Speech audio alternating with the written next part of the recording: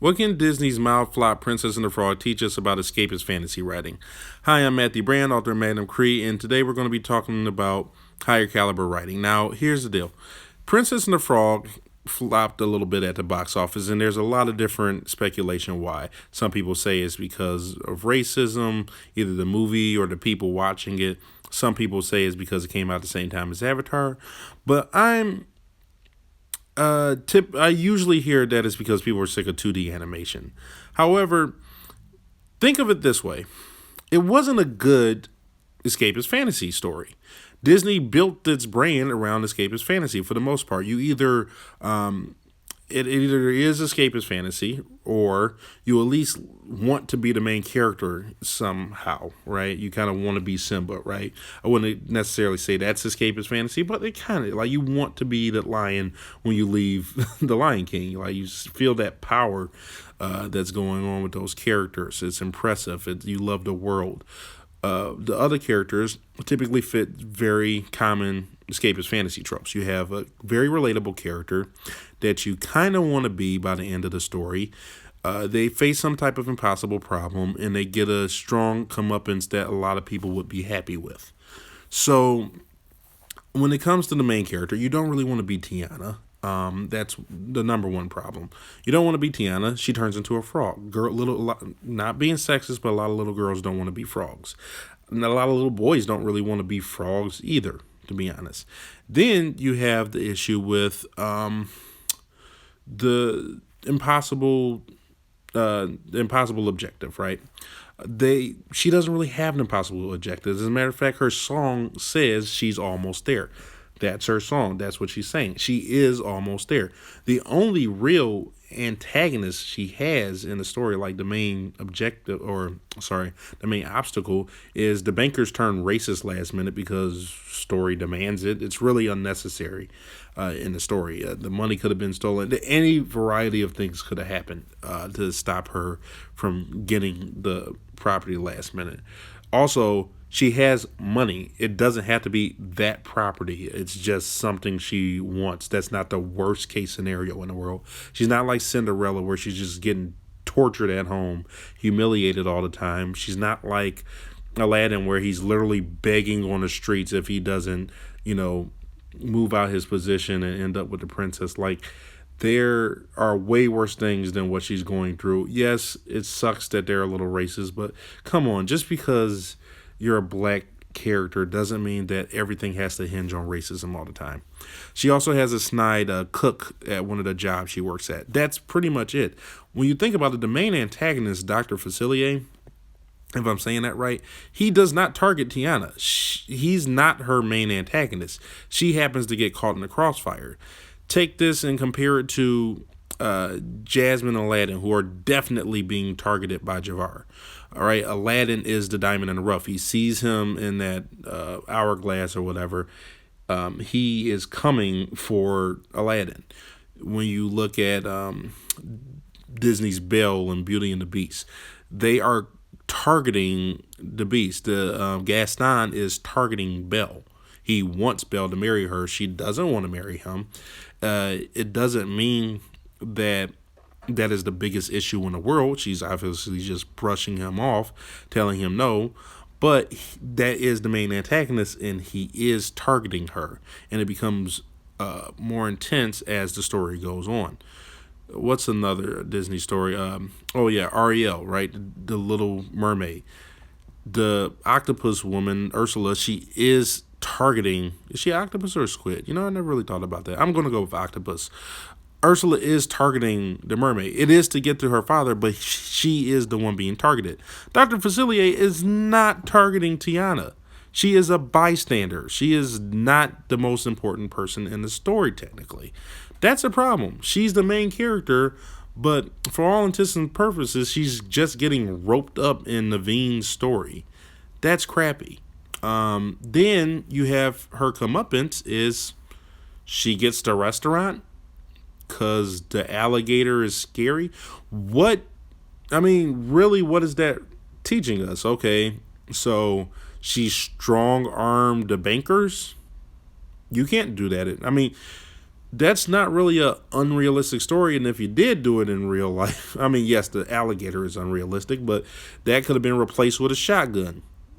I mean, really, you can't just that ending is kind of watered down, right? It's not like she came up so much higher than everybody else because she was the princess now. She just gets her restaurant. That's pretty much the end of the story. What most people don't necessarily want restaurants. It's a nice ending, don't get me wrong, for her. But as far as escapist fantasy goes, it really isn't that large of a jump from where she started, right? Belle starts off as a commoner who wants something grand, epic adventure, some different type of life that's fantastical, that seems impossible. And yet she ends up at the Beast Castle, which is probably the most fantastical place you could think of, right? They have talking China. It's not something you come across every day, yet that's what happens to her. She got her wish. It's just more of a be careful what you wish for kind of thing.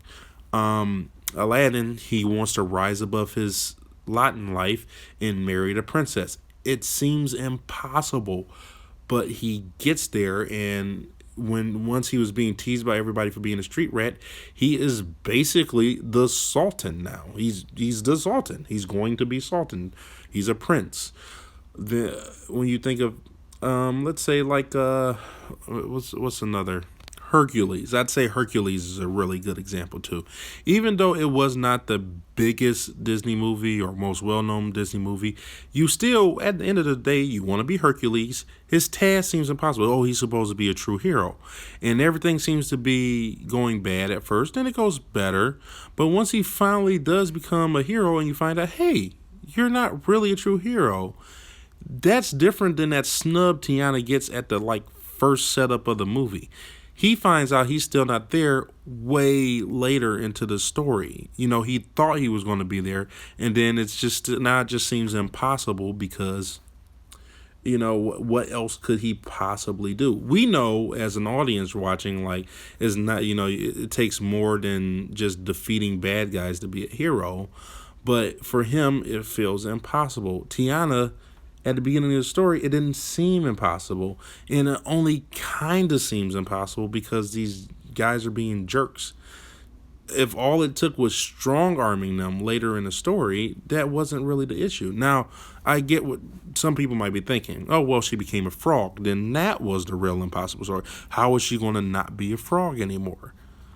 I mean, yeah, I guess, but that's kind of the thing. Like, she got roped into being a frog. She didn't do anything. She was helping a frog out, and she got unfortunately turned into a frog. Different from, let's say, Tangle, where she was kidnapped as a baby. She didn't ask for, you know what I'm saying? She got kidnapped as a baby. That woman was targeting her.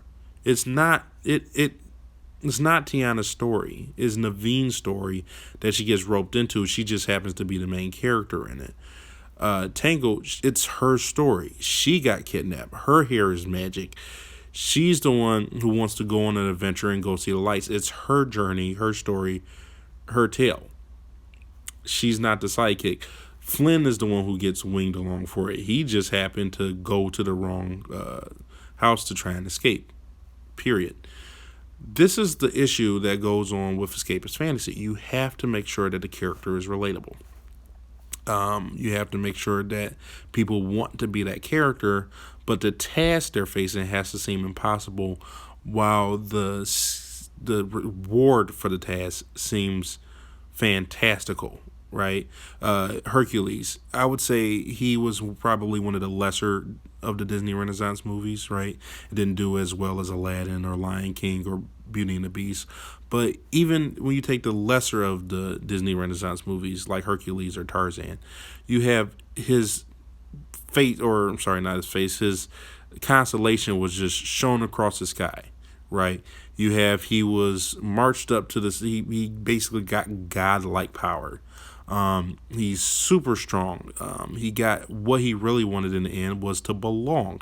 He didn't say he wanted to be a god. He just wanted to belong. And it seemed impossible because he stuck out that much. But then he finally found his place, you know, with Meg. It works. Yes, in real Greek mythology, she kills him later, but that's not the point. The point is, there's that fantasy element there. We're missing that in Princess and the Frog.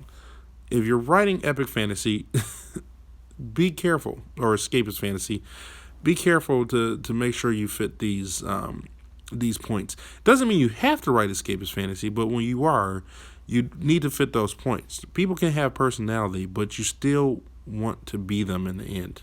Anyway, this was Matthew Brand. Thanks for tuning in. Peace out.